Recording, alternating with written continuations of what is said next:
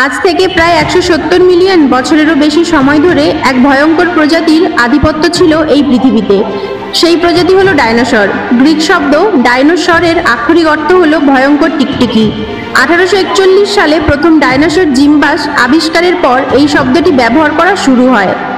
ডাইনোসরদের এই সুদীর্ঘ রাজত্ব মানুষের বর্তমান 3 লাখ বছরের ইতিহাসের তুলনায় প্রায় 600 গুণ বেশি দীর্ঘ। পৃথিবীতে দীর্ঘকাল ধরে তারা ছিল অপ্রতিরোধ, কিন্তু এক আকস্মিক বিপর্যয় তাদের সমাপ্তি ঘটে। ডাইনোসরদের জীবনের এই বিশাল সময়কালকে প্রধানত 3টি প্রধান ভূতাত্ত্বিক যুগে ভাগ করা হয়। প্রথমত ট্রায়াসিক পিরিয়ড, 240 থেকে 201 মিলিয়ন বছর আগে। এটি ছিল ডাইনোসরদের প্রথম আবির্ভাবের সময়। সেই সময় পৃথিবীর সমস্ত মহাদেশ একসঙ্গে যুক্ত ছিল, যার নাম ছিল প্যাঙ্কিয়া। প্রাথমিক ডাইনোসরেরা আকারে ছোট ছিল এবং এই সময়টি ছিল শুষ্ক ও উষ্ণ। দ্বিতীয় জুরাসিক পিরিয়ড, 201 থেকে 145 মিলিয়ন বছর আগে। ট্রায়াসিক পিরিয়ডের শেষে ভয়াবহ আগ্নেয়গিরির অগ্ন্যুৎপাতের ফলে বহু প্রাণী বিলুপ্ত হয়, তবে ডাইনোসরেরা উষ্ণ ও রক্তযুক্ত হওয়ায় এই পরিবর্তন সহ্য করে বেঁচে যায় এবং পৃথিবীতে তাদের আধিপত্য শুরু হয়। এই সময় থেকেই প্যাঙ্কিয়া ভেঙে দুটি বড় মহাদেশ অর্থাৎ লরেসিয়া এবং গন্ডোয়ানা ল্যান্ড তৈরি হতে শুরু করে।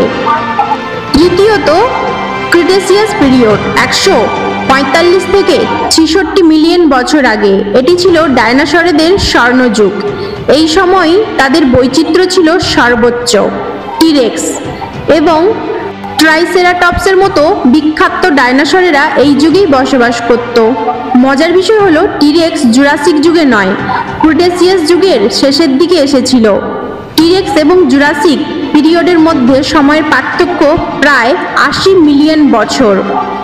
ডাইনোসরদের এই সুদীর্ঘ রাজত্বের অবসান ঘটে আজ থেকে প্রায় 66 মিলিয়ন বছর আগে। প্রায় 10 থেকে 15 কিলোমিটার আকারের একটি বিশাল উল্কাপিণ্ড পৃথিবীতে আঘাত আনে।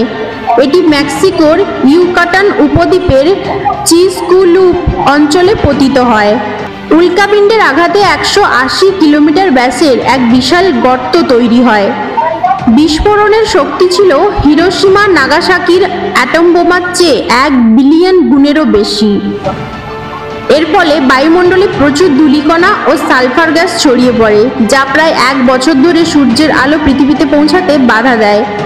ফলস্বরূপ গ্রহটিতে নিউক্লিয়ার উইন্টার বা পারমাণবিক শীতের মতো পরিস্থিতির সৃষ্টি হয় এবং তাপমাত্রা হিমাঙ্কের নিচে নেমে যায়। সূর্যের আলো না পাওয়ায় গাছপালা সালোক সংশ্লেষ করতে পারেনি। গাছপালা মরে যাওয়ায় তৃণভোজী ডাইনোসর এবং তারপর মাংসাশী ডাইনোসরেরা খাদ্যাভাবে মারা যায়।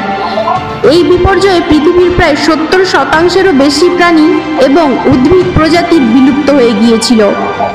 25 কেজির বেশি ওজনের কোনো স্থলচর প্রাণী এই ঘটনা থেকে বাঁচতে পারেনি। ডাইনোসরদের বিলুপ্তির আসলে অন্যান্য প্রজাতির জন্য এক বিশাল সুযোগ এনে দেয়। উল্কাপিণ্ডের আঘাত থেকে কেবল ছোট সর্বভুক্ত প্রাণী যেমন স্তন্যপায়ী, টিকটিকি এবং পাখিরাই বেঁচে গিয়েছিল। তারা গুহার অভ্যন্তরে বা মাটির নিচে আশ্রয় নিয়েছিল এবং মৃতদেহভোজী হিসেবেও টিকে থাকতে পেরেছিল।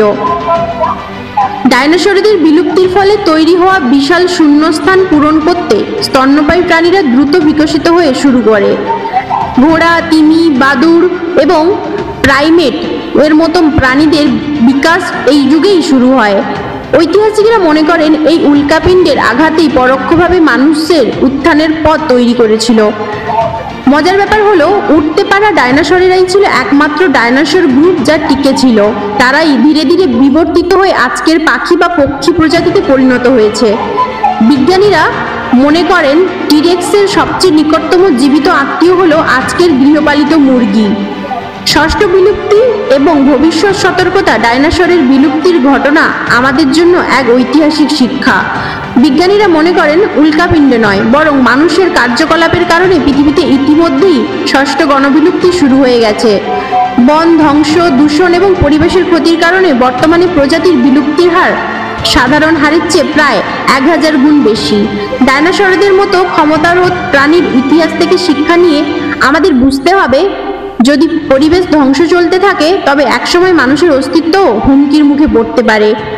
আমাদের কি মনে হয় মানুষ ডাইনোসরদের 174 মিলিয়ন বছর পৃথিবীতে থাকার রেকর্ড ভাঙতে পারবে, নাকি 1 মিলিয়ন বছরের আগেই মানুষের বিলুপ্তি ঘটবে? এই প্রশ্নের উত্তর নির্ভর করবে আমরা এই গ্রহকে রক্ষা করার জন্য কতটা কাজ করি তার উপর।